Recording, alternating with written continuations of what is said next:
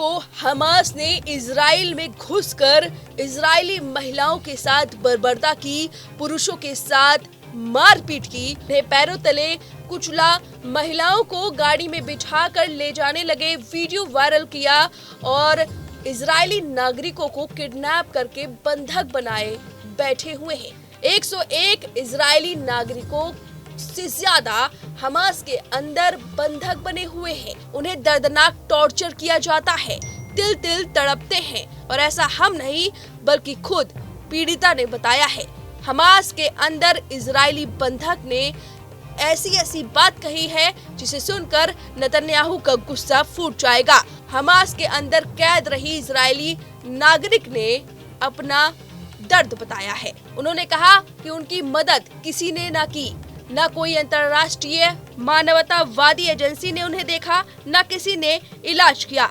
Red cross कहाँ था? संयुक्त राष्ट्र ने मांग तक नहीं की, उन्हें देखने कोई नहीं आया। उन्होंने खौफनाक अपनी आपबीती बताई है। हमास द्वारा गाजा में बंधक बनाए गए लोगों के प्रति एक पूर्व बंधक ने संयुक्त राष्ट्र और अंतर्राष्ट्रीय समूहों की आलोचना की है। गाजा से हमास के चंगुल से छुड़ाई गई 22 वर्षीय मिया शेम ने संयुक्त राष्ट्र सुरक्षा परिषद के बाहर अपने एक संबोधन में कहा, आज भी वहां गाजा में लोग हमास के बंधक हैं, लेकिन उनको बचाने के लिए न तो वहां कोई संयुक्त राष्ट्र है न कोई संस्था।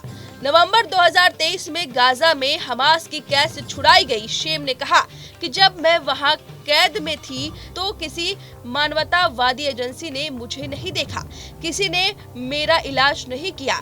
तब कहाँ था रेड क्रॉस? संयुक्त राष्ट्र ने मांग तक नहीं की कि उन्हें हम तक पहुँच मिले।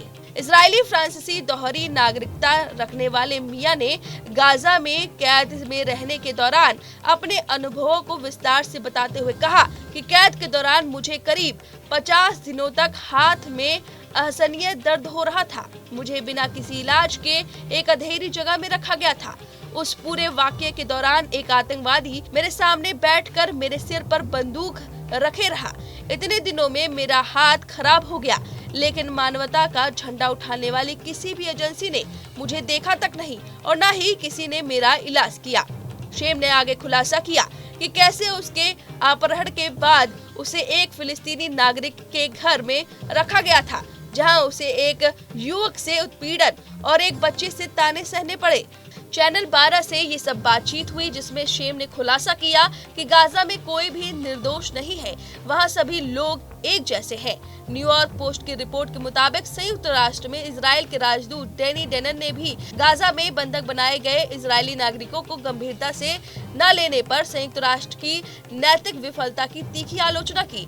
इसके अलावा संयुक्त राष्ट्र सुरक्षा परिषद ने बयान जारी करके कहा कि हमास से इजरायली बंधकों को रिहा करने का आग्रह किया है, लेकिन इन मांगों को लागू करने के लिए कोई विशेष कार्रवाई या प्रतिबद्ध प्रस्तावित नहीं किया गया है। वहीं रेड क्रॉस की अंतर्राष्ट्रीय समिति ने भी अपना बयान जारी किया है। उन्होंने कहा कि एक तटस्थ मानवतावादी एजेंसी के रूप में वह एक मजबूत सार्वजनिक रुख नहीं अपना सकते।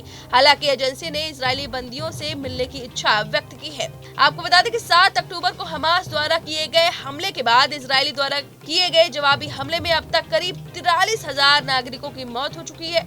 एजेंसियों के मुताबिक इसमें अधिकांश महिलाएं और बच्चे शामिल हैं। इन हमलों के कारण गाजा की लगभग पूरी आबादी आंतरिक रूप से विस्थापित हो गई है। लोगों को एक स्थान से दूसरे स्थान जाने के लिए मजबूर होना पड़ा है, क्योंकि इजरायली रॉकेट पड़ोस अस्पताल और यहाँ तक कि अस्थायी शरण देने वाले शिविर को भी निशाना बना रहे हैं, क्योंकि इजराइल का गुस्सा फूटा है। उनके नागरिकों को हमास ने बंधक बनाया है, जिसका नतीजा गाजा को भुगतना पड़ रहा है। अब इस खबर पर आपकी जो राय है कमेंट करके जरूर बताएं। न्यूज नेशन अब व्हाट्सएप पर खबरों के ताजा अपडेट के लिए न्यूज नेशन के इस QR कोड को स्कैन करें।